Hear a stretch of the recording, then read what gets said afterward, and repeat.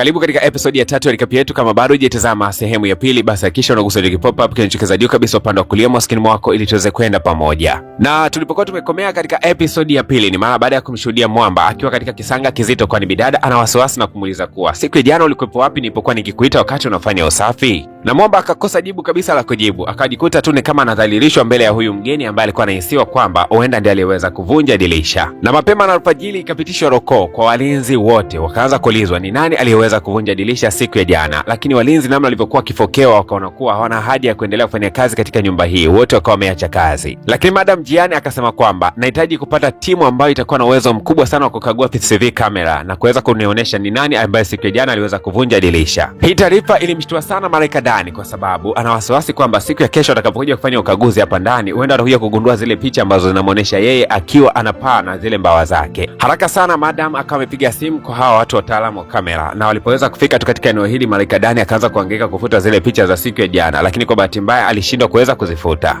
Ndio hapo wanasema mapigo ya mbio yakaanza kwenda moyo. Hapo bwana, mambo yakaanza kwenda vuru varara. Jamaa Malaika Dani haamini kabisa kwamba asilika yake ya ule umalaika inakwenda kuzilika siku ya leo. Basi bana, kideo kikaprewa na wakaanza kutazama tukio kuanzia mwanzo wa sili hizi mpaka mwisho. Lakini mara ngoja kwanza, ni kama hii picha ina scratch kuanzia hapa ambapo Mwamba mbawa zake zilitaka kutoka. Jamaa akavuta pumzi na kufurahi kweli kweli. Alafu ndiye Malaika Dani tena wakajifanya anaulizia shida nini hapo, mbona kama vile haipray tena? Wakasema kwamba huenda siku ya jana wakati mvua inanyesha kali sana, huenda radi ziliweza kuathiri mifumo ya picha. Lakini huyu madam akaagiza kwamba kwa nini kila kitu kisiweze kurudishwa kama kawaida, lakini wakasema kwamba haiwezekaniki kwa sababu hakuna kilichokuwa kimerekodiwa mara baada ya pale. Sasa Malaika Dani akafurahi na kusema kuwa ni kweli kabisa, inaonekana vitu vilivyorekodiwa ni ngumu sana kuweza kuvirudisha ambavyo havijarekodiwa. Lakini ili kwenda kumtazama tu huyu mtaalamu wa mitambo akaja kugundua kwamba kumbe ni yule kiongozi wa malaika alikuja kumkomboa Mwamba kutokea katika huu msala.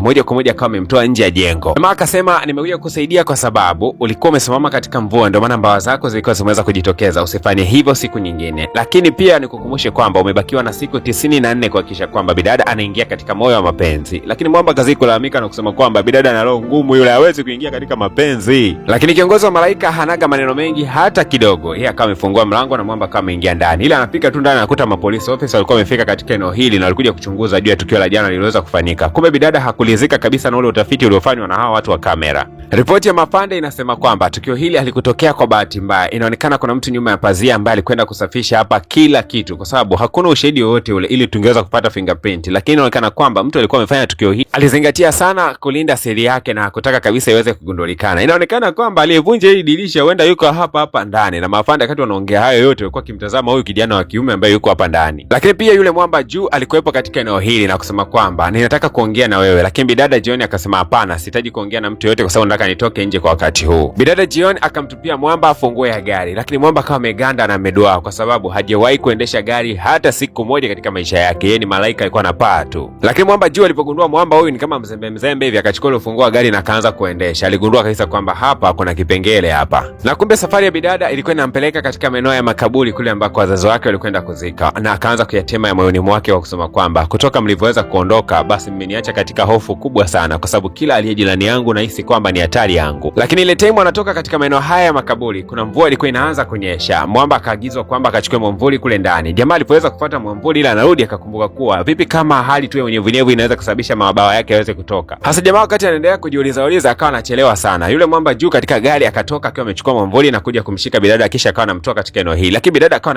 anashtuka sana anapoguswa na huyu jamaa. Lakini bidada juu akakataa na kusema kwamba sitaki mtu yote ambaye sijamzoea kama mfanyakazi wangu aweze kunigusa. Basi ikabidi Mwamba kufunga mwamvuli, kisha akawasha ka projector hapo na kuanza kumsimulia bidada namna gani alivyokuwa anacheza vizuri. Kumbuka kwamba huyu juu ni kiongozi wa kundi la madensa na anataka bidada aweze kurudi katika mchezo. Kampongeza bidada kwa kusema kwamba kipaji chake si cha kujifunza bali ni cha kuzaliwa nacho. Lakini akasema kwamba ametokea kupenda sana aina hii ya kipaji, na akazidi kumwomba bidada kwamba naomba urudi katika mchezo huu. Lakini bidada alikuwa iko kimya tu. Lakini ule muda wanarudi nyumbani tu, almanusura gari yao uweze kupata ajali kwa sababu kuna mawe yalikuwa yamewekwa njiani, kitu ambacho kikamsababisha bidada kuanza kukumbuka ile siku aliyoweza kumpoteza mjomba wake. Na mara ghafla ile hali ikasababisha kichwa cha bidada kianze kumuuma, kitu ambacho kikasababisha Mwamba juu kuweza kumshika bidada katika mkono wake. Lakini bidada ndo akaanza kukumbuka kwamba ile siku alikuwa anapata ajali Mwamba juu ndo alikuwa amepigia ambulance ije kumchukua. Lakini pia Mwamba juu alikuwa ameyokotaga necklace ya bidada, akaileta siku ya leo na kumwambia kwa hii ni necklace ambayo alikuwa ameiangusha siku hiyo ya ajali. Na bidada akawa amepokea ile ile necklace, kisha akamwomba msamaha Mwamba kwa kumtreat vibaya siku za hivi karibuni. Hali hii ilimkela sana huyu Malaika Dani, kwa sababu akawa anahisi kwamba isije kawa juu atakuja kuingia kwenye mapenzi na huyu bidada. Malaika Dani kichwa kimeanza kumwaka moto, kila akifikiria hapati majibu kabisa. Anaanza kujiuliza huyu Juu ni nani? Katika kupeleza katika mitandao ya kijamii akaja kugundua kwamba Juu ni mkurugenzi wa kampuni inayohusu madensa. Akaanza kuzihesabu siku moja baada ya nyingine, akagundua kwamba amebakiwa na kama siku 92 tu. Mwamba aliwaza mpaka aliwaza tena, akajikuta amelala nje, na wakati huo bana alikuwa na keki yake pembeni. Kumbe bana yule mbwa wake yule bidada akawa ametoka nyakati hizo za asubuhi akaenda kuila ile keki, na ikamsababishia hali mbaya ya kiafya. Madam alilia sana kwa sababu huyu ni mbwa ambaye anampendaga sana. Alafu akachukuliwa yule mbwa moja moja akapelekwa katika maeneo ya hospitalini. Jamaa akaanza kujisi ni mkosaji kwa sababu ameweza kumsababishia mbwa wa bidada kuweza kupata shida. Shangazi mtu huko upande wa pili anayefahamika kama Sonju akaingia katika chumba cha bidada na kuanza kutafuta dokumenti fulani hivi za muhimu. Inaonekana kana kwamba kuna kitu anataka kukifanya. Na kumbe inaonekana kwamba Sonja alikuwa anamchukia sana mpaka mume wake yule ambaye alikuwa ni anko wa bidada, na alikuwa ameandaa mpango wa kuweza kumwangamiza yeye pamoja na huyo bidada, na ndiye alikuwa ameandaa mpango wa kuweza kuhakikisha kwamba breki zinalogika kabisa za ile gari ambayo alikuwa ameitumia, na mpaka anko akapoteza maisha. Na kumbe kulikuwa kuna ugomvi mzito kati ya wawili hawa wanandoa, na mume alikuwa amemwahidi mke wake kwamba iko siku atamtupa gerezani akiendelea na tabia yake hii ya kutaka kumnyang'anya bidada mali, na akamwambia kabisa kwamba amekusanya ushahidi wote unaoonyesha kwamba yeye anahusika na vitendo vya kihalifu. Hasa bidada anahangaika sana kutafuta huo ushahidi uko wapi, lakini bado hafanikiwi kuona. Lakini ile bibi Jion na Mwamba Malaika Dani wakiwa wanafika nyumbani, wakashangaa kuona kwamba shangazi yake akazuga kana kwamba alikuja kumletea zawadi ya keki ya birthday siku ya leo, kisha akawa na stream katika mitandao ya kijamii. Na wakati yeye anaendelea kukagua kule chumbani, alikuwa ameweka wafanyakazi wake waendelee hapa kumzuga bidada, lakini bidada akawa ameshtukia kitu, akapanda juu gorofani na kusema kwamba shangazi yuko wapi, shangazi yuko wapi, akaendelea kukagua huko juu. Walihangaika sana kutafuta, lakini hawakuweza kumuona. Kumbe Sunja alikuwa yuko nyuma yao na tayari alikuwa amekuta ile document ambayo ina ushahidi wote kuonesha kwamba yeye ni mhalifu. Basi bana, sherehe yao ya birthday ikaendelea kufanyika kama kawaida, lakini bidada alikuwa na wasiwasi sana, huenda kuna kitu kimeweza kufanyika siku ya leo. Akawafukuza hao wote, lakini kwa sababu wameweza kukamilisha jambo lao, basi wakaondoka hata bila wasiwasi wowote ule. Sasa Malaika Dani hajui chochote kinachoendelea, akazidi kumlaumu bidada, akamwambia kwamba yeye wewe familia yako uliyobakiwa nayo huyo Sunja ndio ulitakiwa kumtumikia sana, lakini wewe ndio unamnyanyasa, unamjibu majibu mabaya, sio vizuri unajua. Bidada jioni aliona kwamba huyu jamaa nimemdekeza sana, akachukua kipande cha keki akamtupia usoni. Mwamba naye akachukua naye akamtupia bidada. Bana, ikawa ni mvurugano hapa ndani. Keki kazidi kutawanywa huku. Angekopo director poa hapo, huenda angedaka kipande kimoja angeshiriki. Mwamba akatoka nje ya nyumba akiwa amekasirika sana, akawa na hofu huenda atapokea tu simu hapa inayomwambia tumekufukuza kazi, lakini akagundua simu yake ilikuwa inaita. Kuja kutazama anagundua kwamba ni namba ya Basra. Aisee bora. Basra kwanza akaagiza kirevi akaleta pale mezani. Sasa Mwamba hajuagi kabisa kwamba ipombe inalewesha. Yeye akawa amekunywa tu, akagundua kwamba ni kama ni chungu fulani. Akasema kwamba mbona ni chungu? Bidada akasema kuwa sijakuitia hayo, nimekuitia kwa sababu nataka urudi pale nyumbani kwa sababu hakuna anaweza kufanya kazi na bidada zaidi yako. Upande wa pili nyumbani huku bidada hali ni tete kweli kweli. Kila kimimina chai anakumbuka kwamba Dani angalau alikuwa akimsaidia kumimina chai vizuri, lakini sasa hivi anamimina chai anaungua, hii inamkela sana. Akawa anachukua simu yake anatamani kumpigia Mwamba Dani, lakini anajikuta tu anailisha. Ghafla tu akasikia kuna sauti ambayo ni kama anaifahamu nyuma yake, lakini kumbe alikuwa ni Mwamba Dani kalewa vibaya mno. We Ji, upo humu ndani? Akazidi kupiga tu makelele hapo ndani, lakini pia akawa anachukua mabomba ya maji na moja kwa moja anaenda kuyadumbukiza maeneo fulani hivi kwenda kuyaficha ili bidada asije akamwagia maji akageuka kuwa malaika. We Ji, uko humu ndani? Nakwambia nimerudi baba mwenye nyumba. Leo ndakuonesha kazi. Yaani sitaki kabisa jeuri yako. Yaani Mwamba kanywa soju kidogo tu tayari anajiona kuwa ni baba mwenye nyumba humu ndani. Mwamba akaanza kufagia kwa fujo, bidada akajitokeza na kusema kwamba, "Wewe unafanya kitu gani?" Mwamba akamwambia, "Njoo hapa." Akamkamata bidada mkono. Kisha bidada alikuwa na kakovu fulani hivi katika mkono wake.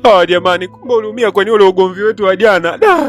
Pole sana bidada. Akachukua kitambaa chake kile cha umalaika akamfunga bidada, akasema kuwa kama ukikuta mimi sipo hichi kitambaa kitakopo mbadala wangu, sawa Akamshika bidada akamnyenyua juu. Haya, cheza na mimi, cheza na mimi. Haya, kushoto, kulia, kushoto, kulia. Mwanzoni bidada Jiang alikuwa hataki kabisa kuweza kucheza, lakini ghafla tu akajikuta na yeye amenogewa, akaanza kujikuta anacheza ule mchezo wake wa Barrett. Mwamba kawa na muhendo bidada vizuri kabisa katika hali hii ya ulevi. Baada ya kucheza kwa muda mrefu akajikuta tu amesogeleana kwa ujirani sana, kana kwamba alikuwa anaelekea kuweza kukiss, lakini Mwamba Malaika Dani akajikuta amepata usingizi na kujikuta tu anamwegamia bidada. Na kama unavyojua mlevi akilewa huwa anaongea ukweli, akaanza kusema kwamba hivi unajua kwamba tabia yako hiyo ya ukali, manyanyaso na kufokafoka watu wanavutiwa nayo? Hapana, sio kila mtu anavutiwa na hali kama hiyo. hiyo ukitaka kuishi na watu unatakiwa kujua kwamba kuna madhaifu, kuna changamoto zipo, na binadamu huwa anatakiwa kusamehewa pia wanapokuwa amekosea. Wewe kila wakati tu mtu akikosea kidogo umemfukuza, sio vizuri. Lakini kadri mwamba huyu anapozidi kuongea, ndio bidada akaanza kuunganisha matukio na kugundua kwamba huyu ndio mwamba ambaye alikutana naye siku ya kwanza kabisa mvua ilipokuwa inanyesha, na huyu ndio aliondoka na leso yake. Na bidada akashtuka kwamba huyu jamaa alikuja kuomba kazi hapa ikiwa alikuwa ni mpelelezi anayenipeleza kwa kitambo kirefu sana. Moja kwa moja akapiga simu polisi, na kesho yake wakaja kumkamata mwamba. Jamaa analia tu, nimekosea nini madam, mbona wewe mkali hivyo? Mwamba akasema kwamba ana uwezo wa kuelezea jambo lolote lililoweza kutokea. Bidada akamuita kwa dakika kadhaa akasema kwamba, je, wewe ulikuwa unanifahamu mimi kabla ya kuja kuomba kazi hapa? Kwa sababu wewe nimewahi kukuona chini ya mti siku ile wakati mvua inanyesha. Mwamba akakiri wazi, ni kweli nilikuwaga ni mimi. Akaulizwa, ni nani ambaye amekutuma katika nyumba hii? Malaika Dani akanyanyua kidole chake kuoneshea mbinguni kwamba anataka kusema aliyemtuma ni Mungu. Akasema mimi nimetumwa na kutokea juu. Na kufikia hapa bidada ndo akaamini kwamba hili jamaa nilipelelezi na alikuja hapa ndani kumchola tu huyu bidada. Akamtupia kileso chake kisha akamwambia polisi kwamba wampeleke kituo cha polisi na wakamfinya vizuri aeleze ni nani aliyekuwa amemtuma kuja kumpeleza katika nyumba hii. Unadhani nini kitajili? Hakikisha tu kwamba unagusa makopa katika ukurasa wa comment, lakini kila unapotoka episode hakikisha kwamba unagusa alama ya kulike. Lakini kama bado hujasubscribe katika ile channel yetu ya pili, kumbuka kwamba kuna baadhi ya couples zinatoka katika ile channel yetu nyingine. Na ili uweze kuzitazama hizo episode zote, basi ni muhimu sana ukawa unagusa subscribe katika channel zote mbili. Hakikisha kabisa kwamba umegusa alama ya kusubscribe. Okay, bila shaka yote mimi naitwa DJ Paul, lakini hii inaitwa PVP Media Max na PVP Nigerian Recap.